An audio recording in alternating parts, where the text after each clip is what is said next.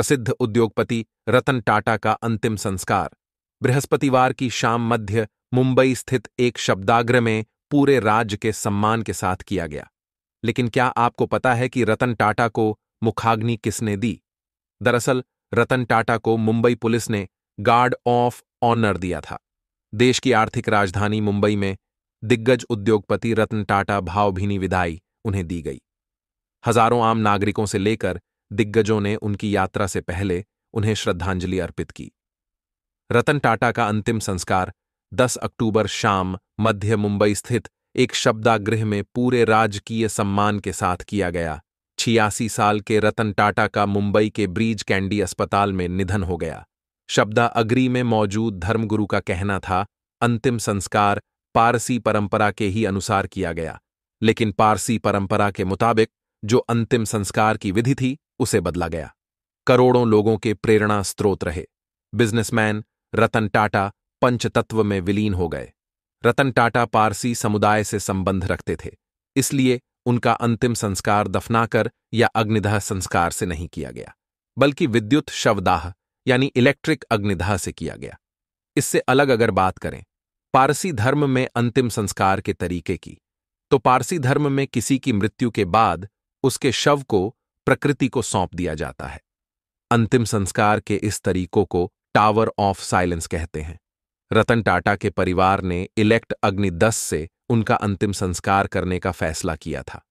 दूसरी तरफ बात करें पारसी धर्म में अंतिम संस्कार के नियम की, तो यह बहुत अलग होता है। रतन टाटा के अंतिम संस्कार के तरीकों पर बहुत चर्चा हुई। आखिरकार रतन टाटा के परिवार के सदस्यों ने रतन टाटा के अंतिम संस्कार को लेकर फैसला लिया, जिसके बाद उनके पार्थिव शरीर को वर्ली स्थित इलेक्ट्रिक अग्निदह ले जाया गया। यहां कई जानी मानी हस्तियों ने रतन टाटा को श्रद्धांजलि दी। रतन टाटा की मृत्यु के बाद से ही कयास लगाए जा रहे थे कि पारसी धर्म से वह संबंध रखते हैं, इसलिए उनका अंतिम संस्कार टावर ऑफ साइलेंस में किया जा सकता है। लेकिन उनके परिवार ने पारसी धर्म के अंतिम संस्कार के इस तरीके का अनुसरण नहीं किया। पारसी धर्म में अंतिम संस्कार से जुड़े नियम में मृतक शरीर को आसमान को सौंप दिया जाता है। पारसी समुदाय का मानना है प्रकृति ने हमारे शरीर की रचना की है, इसलिए इस शरीर को वापस से प्रकृति को सौंप देना चाहिए। पारसी समुदाय के लोग पर्यावरण प्रेमी माने जाते हैं।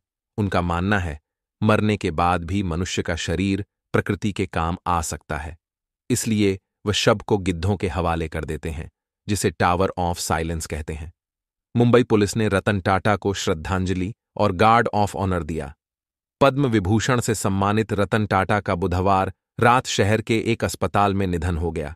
शब्दागरी में मौजूद पारसी धर्मगुरु भी लगातार अंतिम प्रक्रियाएं करते हुए नजर आए। फिलहाल रतन टाटा का जाना इस पूरे देश के लिए अपूर्ण क्षति है। आपको बता दें, रतन टाटा ने अपना पूरा जीवन अविवाहित जिया था। उनका कोई परिवार नहीं है। रतन टाटा के सौतेले भाई हैं जो उनके अंतिम संस्कार में नजर आए। वीडियो